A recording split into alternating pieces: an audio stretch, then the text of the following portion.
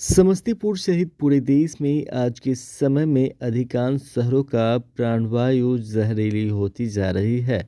जहरीली प्राणवायु से जंगल लड़ने के लिए ऑक्सीजन मैन राजेश कुमार सुमन विभिन्न स्थानों पर घूम घूम कर लाखों पर्यटकों को ऑक्सीजन बचाव को लेकर जागरूक कर रहे हैं।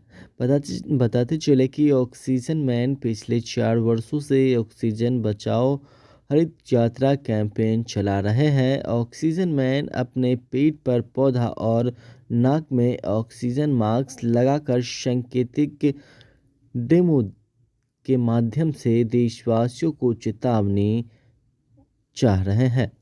वहीं उन्होंने बताया कि ऑक्सीजन को लेकर अभी से ही संकेत आप संचेत हो जाओ, अन्यथा आने वाले समय में आपके पेट पर भी ऑक्सीजन सिलेंडर हो सकता है।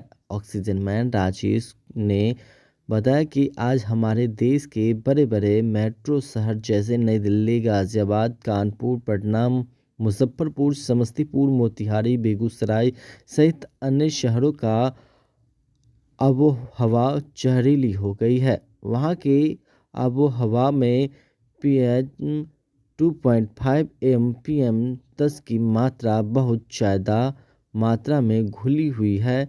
इन शहरों का वायु गुणवत्ता सूचकांक 400 से 500 के बीच पहुंच गया है, जो काफ़ी खतरनाक है।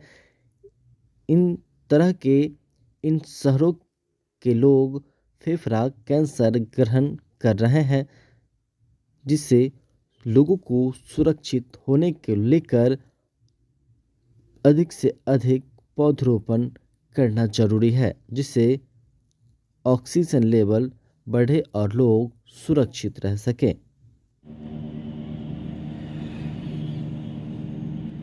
हरित प्रणाम। मैं oxygen man Rajesh Kumar Suman oxygen बचाओ हित यात्रा कैंपेन चला रहा हूँ। आम जनों में, देशवासियों में ऑक्सीजन बचाने के प्रति जनचेतना भरने के लिए, लोगों को अवेयर करने के लिए ऑक्सीजन बचाओ हित यात्रा कैंपेन ये देशव्यापी कैंपेन है। इस कैंपेन के तहत मैं जगह जगह देश के अनेक हिस्सों में जाकर, प्रांतों में जाकर लोगों को बताने की कोशिश करता हूँ, चेताने की कोशिश करता हूँ कि अभी आप चेत जाइए। अभी आप नहीं चेतोगे तो आने वाले समय में O2 कमी होगी, जिससे हमारे पेट पर ऑक्सीजन सिलेंडर हुआ करेगा। जैसा कि इस सांकेतिक डेमो कार्यक्रम में आप देख रहे हैं, मेरे पीठ पर एक पौधा है और पौधा से O2 निकल रही है और मास्क के माध्यम से मेरे नाकों तक आ रही है। तो मैं बताने की कोशिश करता हूँ, चेताने की कोशिश करता हूँ कि चेतिए। अभी नहीं चेतेंगे तो ऑक्सीजन कमी होगी, जिससे हम तड़प तड़प के मरेंगे। आने वाले समय में ऑक्सीजन कमी होगी, जिससे हमारे बच्चों के पीठ पर, हमारे पीठ पर ऑक्सीजन सिलेंडर हुआ करेगा। यही मैं आने वाला कल का तस्वीर दिखा रहा हूँ। इस झांकी के माध्यम से मैं अपने शारीरिक रूप को इस रूप में ढाल कर, इसीलिए मैं ढाल रखा हूँ कि लोग मेरे प्रति देखें ये एक्चुअली है क्या। मैं अपने प्रति लोगों को ध्यान आकर्षित करने के लिए इस रूप में अपने आप को कन्वर्ट कर रखा हूँ। आज देखिए, ग्लोबल वार्मिंग बढ़ रही है, वैश्विक तापमान में वृद्धि हो रही है। हमने पुराने जंगल को काट दिया, हमारे बाप दादा परदादा ने पुराने जंगल को लगा रखा था और हम उनके वंशज हैं। हम लोगों ने पेड़ पौधा कटाई कर दिया है, पुराना जंगल कटाई कर दिया है और जंगल कटाई करके हम लोग कंक्रीट का जंगल बसा रहे हैं, हम लोग शहर बसा रहे हैं। तो ऑक्सीजन कहाँ से मिलेगी?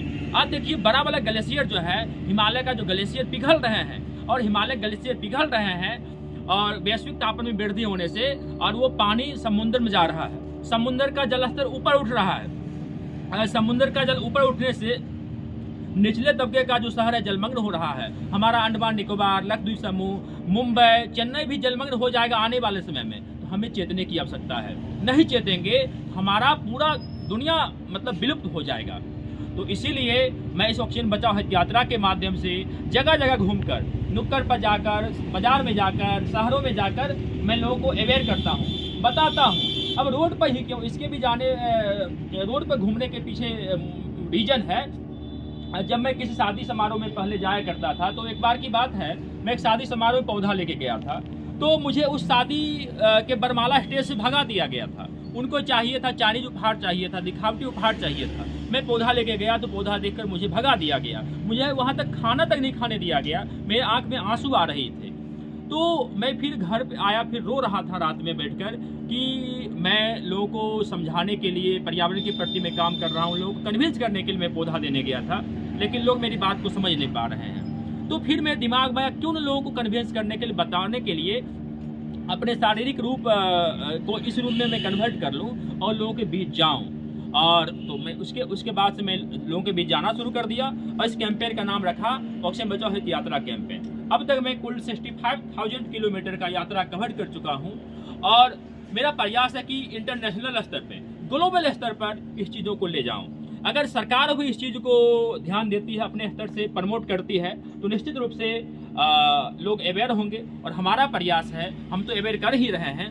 आज जैसे मैं सिंगल राजेश कुमार सुमन अवेयर कर रहा हूँ, आज सैकड़ों राजेश कुमार सुमन की आवश्यकता हमारे देश को। जिस तरह से हमारे देश को आज़ाद करने में 1 से 20 सपूत पैदा हुए थे, उसी तरह से आज जिस तरह से हमारी भारत माता पर्यावरण प्रदूषण की समस्या तड़प रही है, इससे निजात दिलाने के लिए हम तमाम लोगों को आगे आने की आवश्यकता है। तमाम युवा पीढ़ियों को, तमाम बुजुर्गों को, तमाम लोग आगे आने की आवश्यकता है। जब तक आगे नहीं आएंगे तब तक हम पर्यावरण को बचा नहीं पाएंगे।